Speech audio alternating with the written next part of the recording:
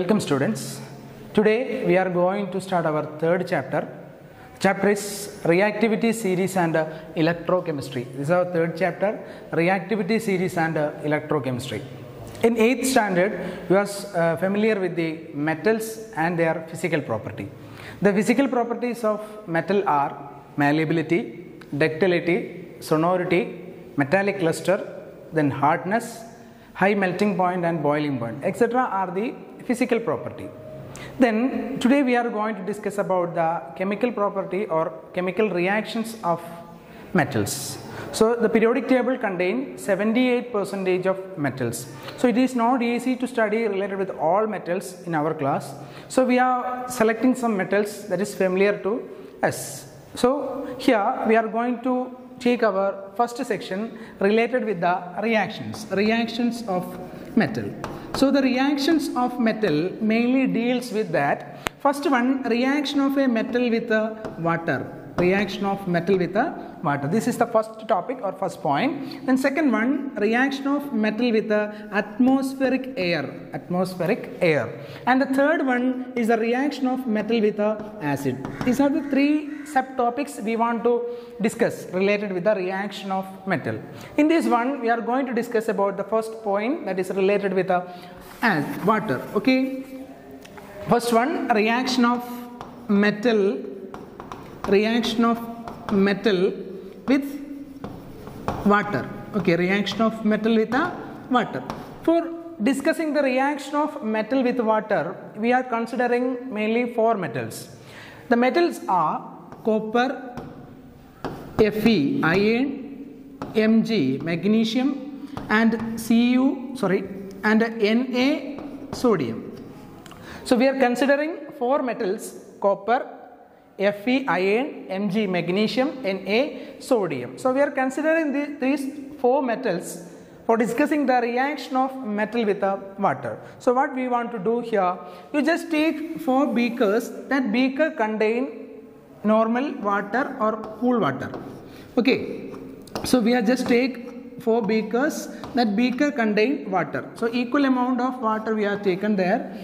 So that contain H2O, just representing only for one beaker water. The four beaker contain water, normal water is there. Then we are just take four pieces of these four metals. First one, we are just take magnesium and add magnesium into the beaker. The same time we are adding what? Another metal piece, that is copper.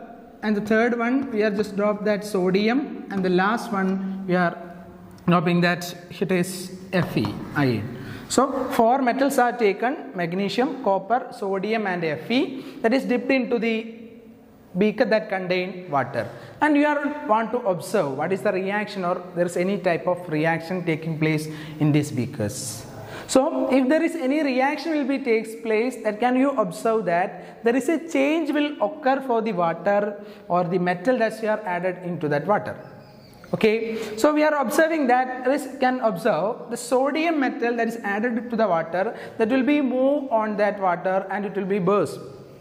Okay, so the sodium gives vigorous reaction with the water, or it is a cooled water, it will give the vigorous reaction. But magnesium, copper and Fe does not react with the water, cool water. Okay, sodium is vigorously reacted with the water. So we can write the equation as Na, when sodium is vigorously reacted with water, H2O, it forms sodium hydroxide and hydrogen as the product. When sodium is reacting with the water, it forms sodium hydroxide and hydrogen. It is not a balanced equation. If you want to balance that, it is 2NaOH, 2H2O, then 2Na. So now we can read 2Na plus 2H2O gives 2NaOH plus H2. So the hydrogen gas will be liberated by the reaction between sodium and water. The other three metals are not reacted with the water. Okay, then second case, we are familiar that the sodium is vigorously reacted with cold water itself. This very vigorous reaction also it is highly reactive with the hot water. So we can just move that sodium from that reaction. The next one, we are just take three beaker. That three beaker contain hot water. The three beaker that contain what? Hot water. Okay, hot water is taken in the 3 beakers. And just again we are added the metals. Which are the metals? Magnesium, then Cu, then last one, it is Fe. So look at, after dipping these 3 metals simultaneously into the hot water, you can observe that when magnesium is added into the water, that time the small bubbles will be produced and there is no change occurred in the Cu and Fe. If there is no change, we can say that there is no reaction between water. That means especially with the hot water. Magnesium is reacted with the hot water and it forms bubbles. The bubbles are hydrogen gas. So how are you write the equation? Mg, magnesium reacted with water, it forms magnesium hydroxide, MgOH twice plus H2. When magnesium is reacted with water, it forms magnesium hydroxide and a hydrogen, MgOH twice and a hydrogen. So students, please balance this equation in your notebook. Mg plus H2O gives MgOH twice plus H2. Here also hydrogen gas is produced. So magnesium is reacted with the hot water and it does not reacted with the cold water. Okay, that is important. And next one, we want to discuss that is not in our syllabus. That's why simply we are saying Fe is reacted with a superheated steam. Superheated steam. Simply we can study that it will be reacted with a steam. Does not react with what? Hot water. Then copper does not react with the water. There is no reaction for copper with water. Okay, so we have discussed that sodium is reacted with the cold water itself, magnesium is reacted with the hot water, and iron, Fe, is reacted with the superheated steam,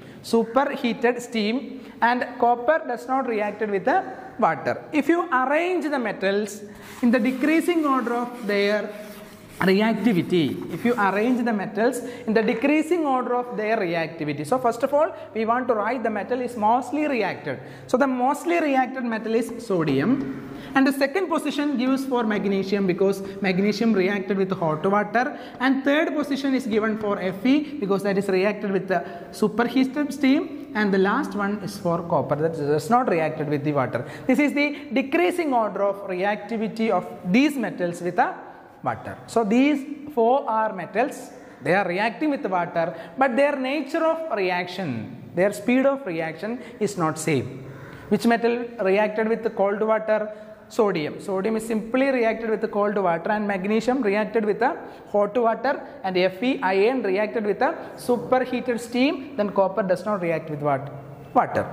Then second sub point of this chapter, reaction of metal with the air. Reaction of metal with the air. How the metal is reacting with the air. Air reacted with the metal. So here the air contains different types of molecules or components. Especially related with a metal, we are mainly considering that oxygen, carbon dioxide and water vapor. Water vapor are especially reacting with these metals. So oxygen, carbon dioxide and water are the main component that reacted with the metal that is in the atmospheric air. So oxygen, carbon dioxide and water vapor. For this reaction, explaining this reaction, we are considering 3 metals. First one, it is familiar to you, Au, aurum, gold, and Na, sodium, and the third one, it is Fe. So what we want to do, explain the reaction of metal with the air. Just take the piece of a metal and just open it in your atmospheric air. Then you just observe, after some time just observe, any change will be occurred for that metal. That is the main thing we want to care about, the reaction of metal with the atmospheric air. First of all, we are just take sodium. Sodium is stored in kerosene, that is familiar to you. Just take a piece of sodium and cut a new portion. You can see there is a metallic luster, shining nature for that sodium. Within seconds, we can observe that the metallic luster of sodium is decreased. Within seconds, you can observe that the metallic luster of that metal will be decreased. What is the reason for that? Because sodium is opened in atmospheric air, especially the sodium reacted with the water content, or the atmospheric air contain the moisture. It will be reacted with the moisture and it forms the product, it is sodium hydroxide. And the second one, that sodium hydroxide is easily reacted with the carbon dioxide in the atmospheric air, and it forms a new product, that is sodium carbonate, Na2CO3, sodium carbonate. If the sodium carbonate is formed by the reaction, the sodium carbonate will be form a layer on that metal. For students, please listen here. This is the sodium metal. You just consider that this chalk as a sodium metal. If you cut this portion and forms a small piece of that chalk, so this is the newly cut portion of the sodium. That time the sodium have a metallic luster, because it's a metal that have a property, it is metallic luster or shining nature. When the sodium is placed in atmospheric air, what happens?